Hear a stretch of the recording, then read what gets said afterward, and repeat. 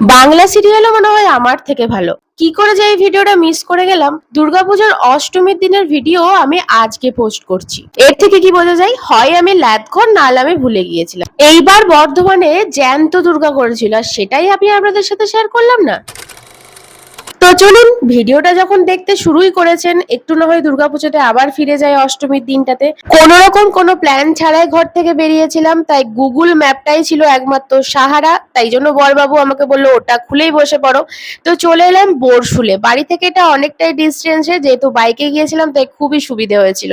প্রথমে যখন আসছিলাম, যে রাস্তার মধ্যে দিয়ে আসছিলাম, এতটাই ভেতরে, আমি ভাবলাম কোন মানে জঙ্গলের ভেতর দিয়ে আমি ঢুকে যাচ্ছি বা কোন গ্রামে ঢুকছি যেখানে কিছু লাইট অব্দি নেই। বাট তারপর আসার সময় বুঝতে পারছি এত এত মানুষ এই ঠাকুর দেখতে আসছে, আর এত সুন্দর করেছে প্যান্ডেলটা প্লাস ঠাকুর প্রতিমা, মুখে তো কোনো ভাষাই খুঁজে পাচ্ছিলাম না। তো সেটা দেখে বেরোবার পর সেখানে তন্দুরি চা বিক্রি হচ্ছিল, তো বরবাবু দেখে দাঁড়িয়ে পড়লো। আমি তো মনে মনে এটাই ভাবছিলাম, নিচ্ছ নাও, খেতে তো মোটেই ভালো না। তো তারপর খেয়ে পরে মুখে একটা ফেক হাসি দিচ্ছিল, আমাকে বোঝানোর চেষ্টা করছিল তুমি না নিয়ে কতটাই ভুল করেছো।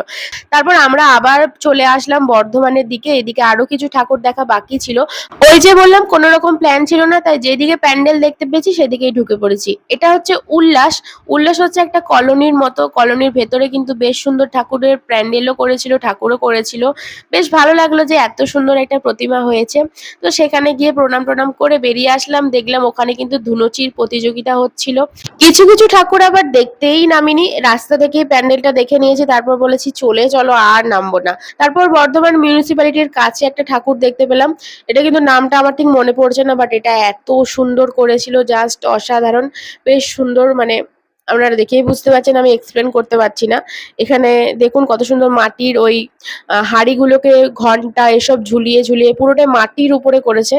সো এটা আপনাদের জন্যই না হয় তোলা থাক, যে এই যে প্যান্ডেলটা, এটার নামটা কি বা এই জায়গাটা কোথায় আমার জানা নেই, তাই জন্য আপনাদেরকেই কোশ্চেনটা ছুড়ে দিলাম। তো এখানে ঠাকুরটাও বেশ অসাধারণ করেছিল। তো তারপর এত অলি গলি ঘুরে ঘুরে একটা ঠাকুরকেই আমরা খুঁজছিলাম, সেটা হচ্ছে বর্ধমানের জ্যান্ত দুর্গা। চারিদিক গলি গলি ঘুরে ঘুরে লাস্টে হাতের কাছেই পেয়ে গেলাম। তো এইখানে জ্যান্ত দুর্গাটা কিন্তু এবারের নতুনত্ব একটা থিম করেছিল, যেটা কিন্তু খুবই সুন্দর করেছিল। মানে এখানে দুর্গা প্রতিমা, তারপর মহিষাসুর, লক্ষ্মী, গণেশ, কার্তিক, সরস্বতী সমস্তটাই কিন্তু ছিল জ্যান্ত। এটা বেশ ইউনিক ছিল। মানে একটা কোনো সেবা সঙ্গের তরফ থেকেই এটা করা হয়েছিল। কিছুক্ষণ করে মানুষদেরকে দেখাচ্ছিল এবং কিছুক্ষণ পজ করে পর্দা টেনে রাখছিল, তারপরে আবার কিছুক্ষণের জন্য দেখাচ্ছিল।